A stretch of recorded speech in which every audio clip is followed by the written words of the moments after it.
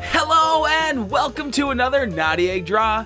I'm Jake, and today we're going to be working on coloring our concept art. And this video is part 2, so if you want to see how I made the sketch of this piece, make sure you go check out the last video. In this part, I'm going to be going over my 3 main steps that I use when I'm coloring a landscape piece. 1, lay down the base color. 2, adding some rough value shifts. And 3, adding your textures. But I think it's time to get into this video. Coming into coloring this, I already knew I wanted to have purples in it. So to pick the colors I would go with, I went with a triadic color choice. And this is if you pick a color on the color wheel and then draw a triangle from that spot, and where each corner lands are the colors that you would pick for your triadic color choice. So the range I was in was around purples, blues, and yellows. I picked pink to be my accent color as well, to stand out from the rest of the colors I picked. Now at this point, all I'm doing is adding all the base colors to the image so I can give myself a very basic idea of how I want everything to look in the end. A lot of times I do the sky at the beginning because it can really influence how you want the shadows and colors to be when you get through the shading section of this piece.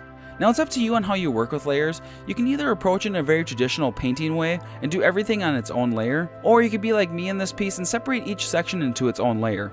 Each style has its advantages and disadvantages, but for this one I picked to work in many layers because of how different each section was in this piece from one another.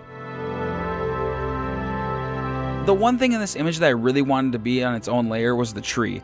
Because it was going to be the focal point of the piece, I thought it would be easier to adjust things later on. With any digital art, it's good to have set up things and plan ahead while you're working on things because it can really help things go more smoothly throughout the painting.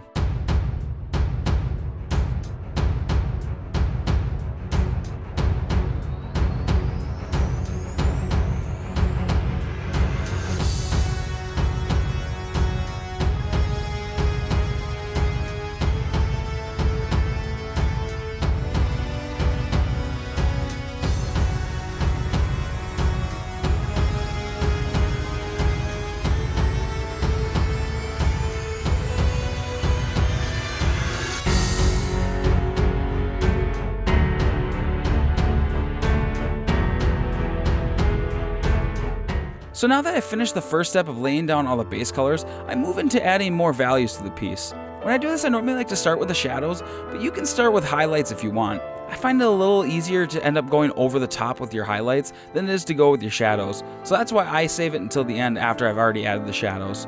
Now this early section of values can be very rough because it's mainly there just to set up the idea of where things are going to go when you get to the details later. So with the path, I'm only adding the values to the edges because I had an idea of having grass leading to the tree, and I thought it would really push the idea of the tree being a source of life if I had the grass in the same hue as the leaves of the tree. When it comes to adding values to a tree, the trick is to make the marks in the direction that each of the branches are going in, and with the trunk, just make the lines go in a bit more of a vertical direction. It will help give the illusion better when you get to the area where you're going to start adding textures to everything. And then for the leaves, I just use a larger paintbrush and add dark and light colors to give it its texture. And you may have noticed that I've been working in masking layers when I've been adding these shadows, and I do this because I can really push around the colors without having to worry about leaving the area that I already added the base color to. This is a big advantage you get when you're using layers for all your sections in your painting.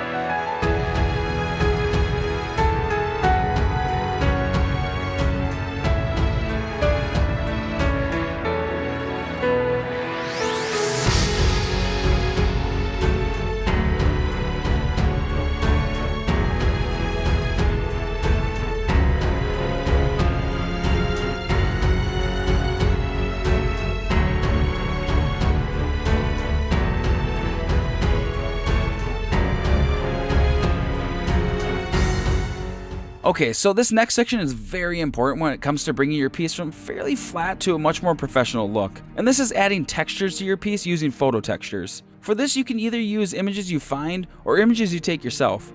For me on this, I just use the internet because it's been snowy and below zero outside, so I found it a bit easier just to use found images. So to add these textures, you want to play around with the layer overlay option over here to find something that helps meld the textures into your picture. Normally soft light or overlay work best. What I like to do is put all my textures into one folder and add that layer setting to the folder so I don't have to change it in every single layer. And once I'm laying down the textures, I use a really soft eraser with the flow turned down so I can blend the layers seamlessly throughout the piece. Now it's really easy to go overboard with adding photo textures to the piece, so you really want to watch out when it comes to this.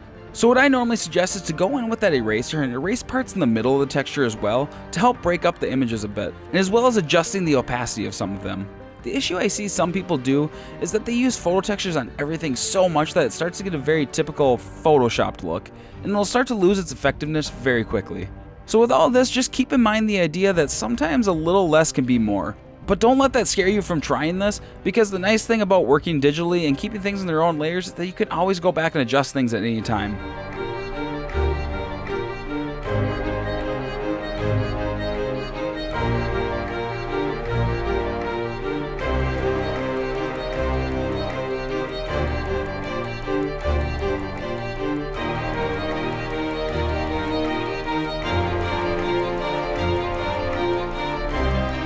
Now working with water is always fun and really easy to get really strong effects. I normally take the sky and copy it and then flip it horizontally and warp it a bit. And then I just turn down the opacity. You definitely want to remember to turn down the opacity because even if something is really reflective, it'll never be as vibrant as the original. It'll always be a bit darker and a bit more faded. Now something I want to bring up that a commenter Adi Bo brought up, I hope I pronounced that right. If I didn't, I'm sorry. But they were talking about the scale in the last video. Adi had stated that the sense of scale was strong even without the presence of a person to set that scale. Now this is really important and something I keep in mind a lot when I'm working on landscapes. I always want to be able to give a good sense of scale even without the presence of a person. For me, if you can't convey that scale without a human body, you may want to adjust things in your image a bit. That doesn't mean that you can't add a person in your concept art, but I suggest trying to add it at the very end after you've established everything.